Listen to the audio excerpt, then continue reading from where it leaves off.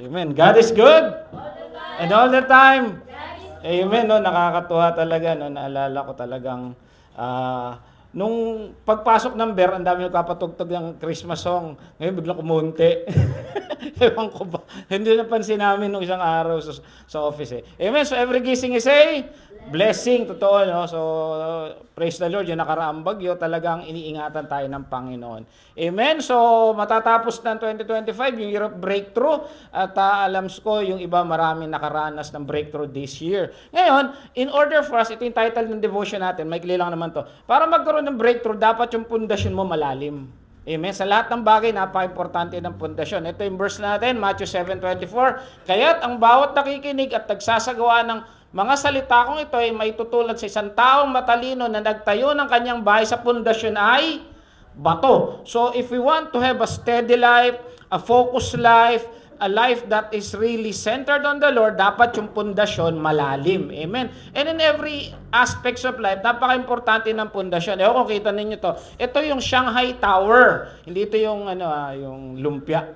Amen. Ito yung second tallest building in the world. Na kung papansinin niyo, ang taas niya ay 632 meters. At ang pundasyon niya, take note, 52 to 56 meters. Kung i-ratio ninyo yung building at yung pundasyon, yung lalim, 49% yung ratio. So, ibig sabihin, ganun kalalim ang pundasyon nitong structure na to para masustain niya yung ganun kataas. So, importante talaga yung pundasyon. Sabi nga nila minsan, ang tagal gawin ng pundasyon. Kasi bakit? The higher the building is, mas malalim, mas tigas yung pundasyon. At ito yung Burj Khalifa. Ito yung sa Dubai. Ang taas niya ay 28, ang pundasyon naman niya ay 43 to 50 meters down.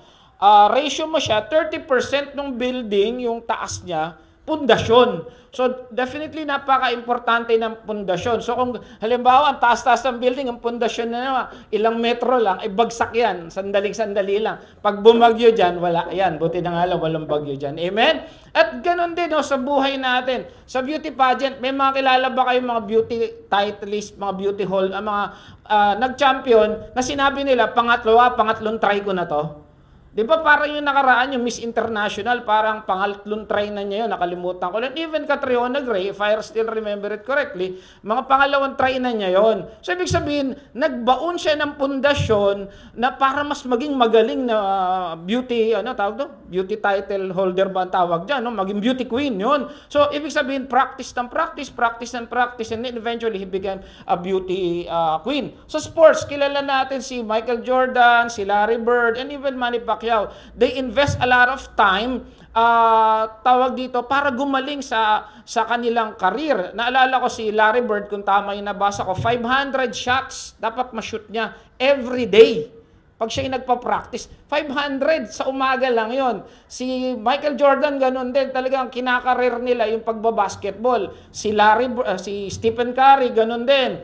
At si Pacquiao, maghapon nagpa-practice yan pag lagi siya may laban. At gaano katagal yun? Siguro 3 months, parang ganun, para maging kondisyon. Kaso nakikita nyo yung lalim ng pundasyon na ginagawa nila sa kanilang sarili para ma-reach nila yung career nila. Sa edukasyon, ganun din. Napansin niyo ilan taon ang elementary?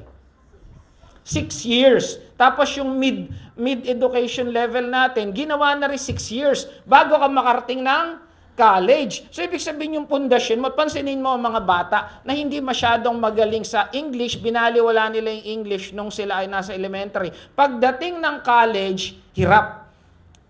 Kasama yata ako doon. Amen? Sa mathematics, yung pag hindi mo alam ang 1 plus 1, definitely, you wouldn't know how to compute complex formulas pagdating sa physics at sa calculus, sa algebra. Hanggang ngayon nga, hinahanap nila si X. We don't know why.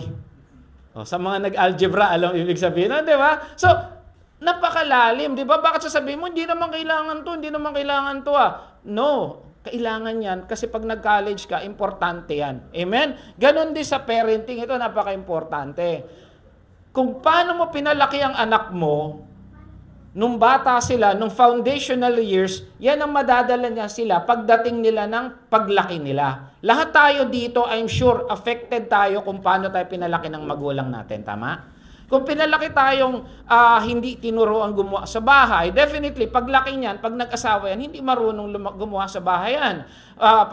Pag hinahayaan mo lang yan na sa layaw niya, paglaki niyan, baka barumbado yan, di ba? So, kung paano pinalaki ng magulang ang kanyang anak, ganun. Kung lagi itong binubugbog ng tatay, paglaki niyan, baka bugbugin niya rin yung anak niya. So, ganun. Pag naabuso yung anak, paglaki niyan, may dadaling trauma yan. Amen? So, ganun ka-importante ang parenting. At dapat malalim tayo sa pagiging magulang natin. Amen? At alam niyo na naman yan.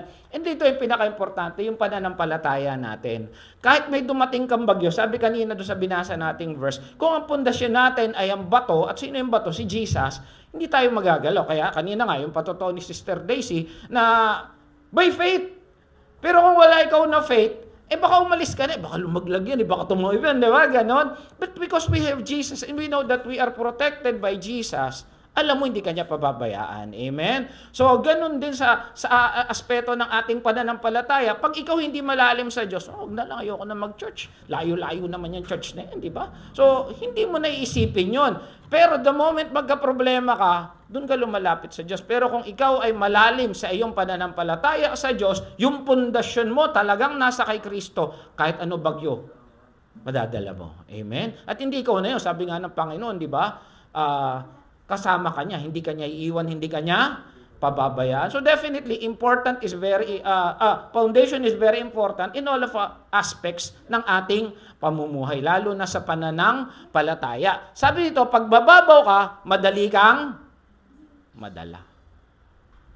Diba? Ganun naman kung mababaw ka, madali kang madala. Kung sa problema, mababaw lang ang pundasyon mo sa buhay, madali kang madala. Hindi ako tawag dito, yung mga nagsusuicide, alam ko kasi may nagsuicide na tinatawag na ngayon na clinical depression. Yung clinical depression, parang sipon na yan. Pag dumating sa isang tao yan, hindi mo pwedeng iwasan yan. Hindi mo pwedeng sabihin, mababaw ang faith niyan. May mga Kristiyano, hindi ko alam kung marami, na talagang tinatamaan yan at nag-suicide na lang. Pero kung ikaw, hindi naman clinical depression ang tingin sa'yo, kahit siguro, hirap ka na sa buhay because you know Jesus is there, hindi mo magagawin yan. Pero kung sakit, talagang hindi mo magagawa yan. Kaya kung mababaw ka, madali kang madala. Amen? Kaya ang pinakamatibay na pundasyon, si Kristong Panginoon, si Jesus. Si Jesus, kaya nga tinuturo, bata pa lang dito. Sinong tinuturo natin sa kids? Si Jesus. Amen. We tell stories about the Bible, sina David, kung sino-sinong Bible characters, si Noah. Foundational yun. Para pagdating na may mga malinturo, alam nila. Diba?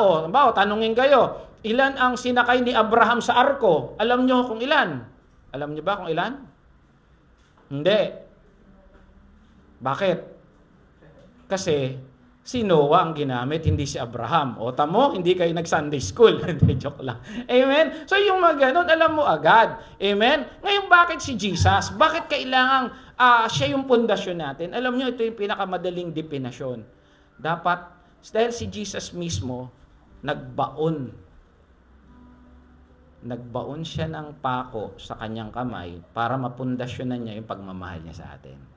That's the simplest definition.